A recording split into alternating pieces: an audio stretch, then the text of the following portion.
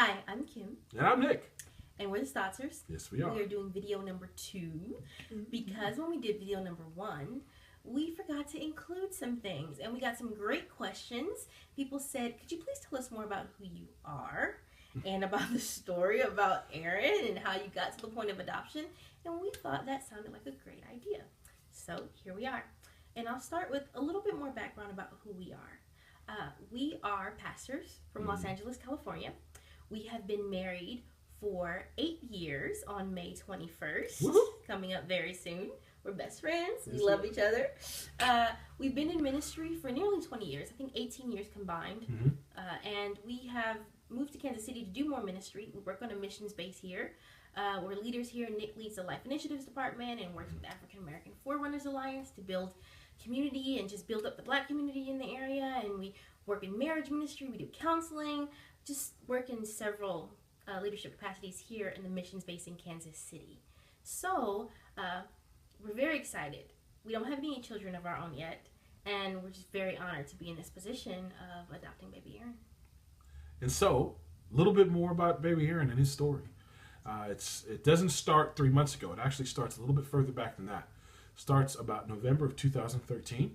And in November of 2013, baby Aaron went into a ministry that is short-term, temporary, transitional care for children and parents. And so what happened was there was a phone call made and a need met by this ministry in Aaron's birth mom.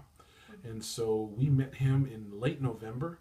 We just felt compelled, and when we got a phone call like, hey, will you come pray for a little baby boy? And we're like, absolutely. So we came over, we walked in the room, and there he was, cute as ever. He was asleep. And we were like, oh my goodness, there's something so special about this baby. Fast forward another month, and that's when we got a chance to meet Aaron's birth mom for the first time. So I was in late December of 2013. It was a very impactful meeting where we remembered each other, we knew who each other were, and we just felt like something else was going to happen. We just knew that something was going to go on. Just that feeling. And so we didn't know, but a little later on in late January, we got another phone call like, hey, we got a situation.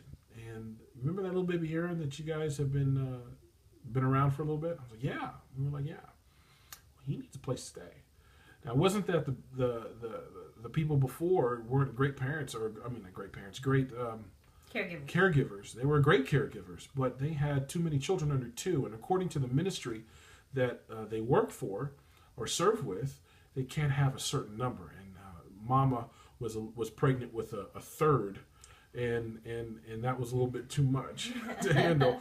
And so what happened was we got called in, and we're told flat out, if you guys don't, it's okay, but just so you know, Aaron will have to go into foster care. And we were like, absolutely not. That's not going to happen. So Aaron came into our home about 3 months ago. And so we were his 6th home.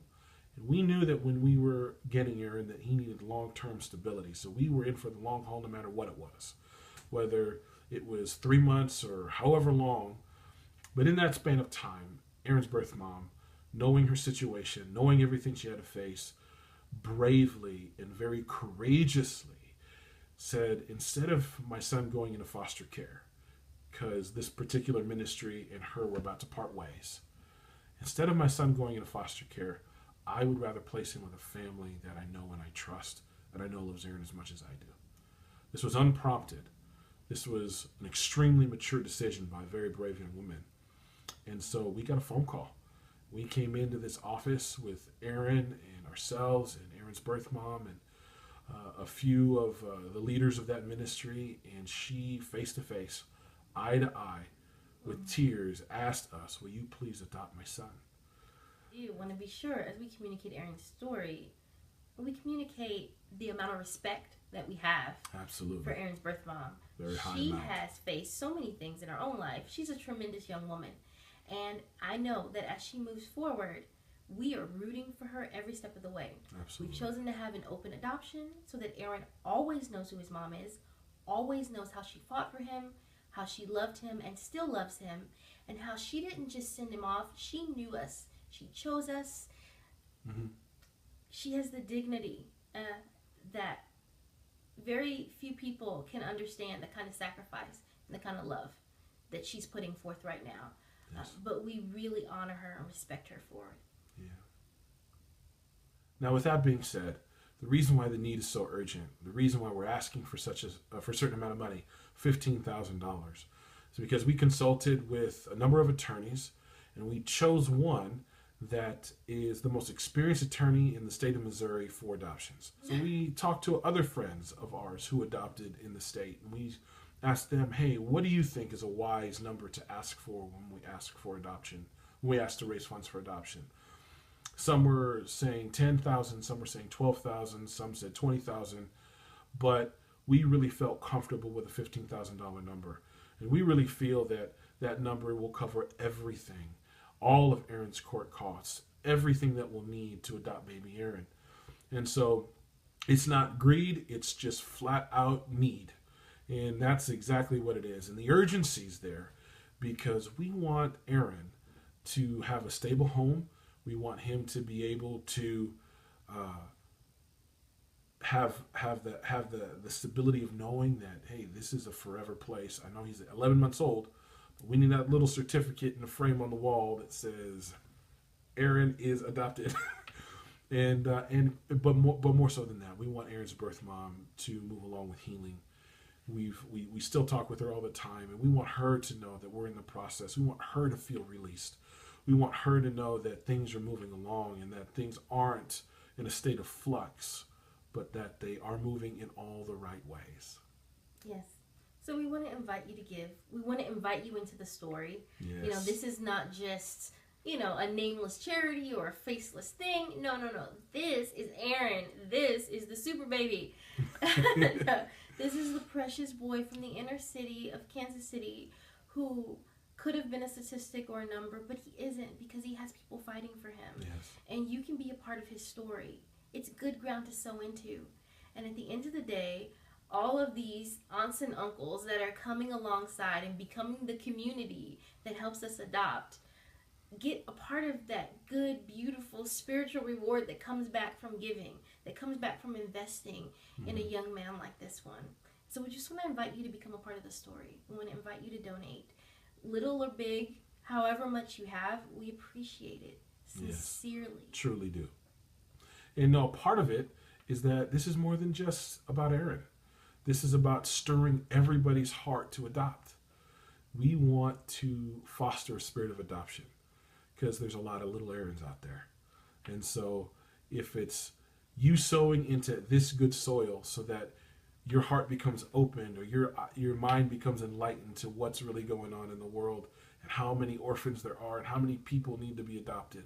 Man, that's the bigger picture. That's what we really want. We want little baby Aaron to have a home. We want you to just be sparked in your heart for more than just baby Aaron. We want this story, this journey to impact you to do more. Not just in your local communities, in your churches or wherever you're at, but do more to make sure that the orphan and the widow are taken care of. And so that's it. That's our story. That's everything. You got it all now. So God bless you. We love you. And we hope to be partnering with you soon. Bye-bye. Bye.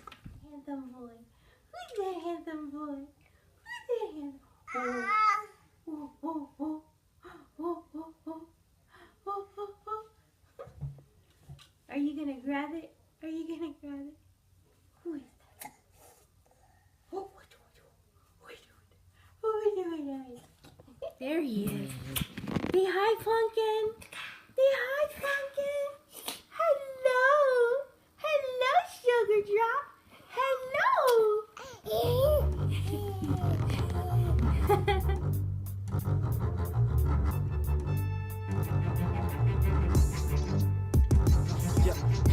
We need soldiers, we need zealots, we need pastors who ain't afraid to tell us. We need gentlemen, chivalry, get your belt up. We need more compassion.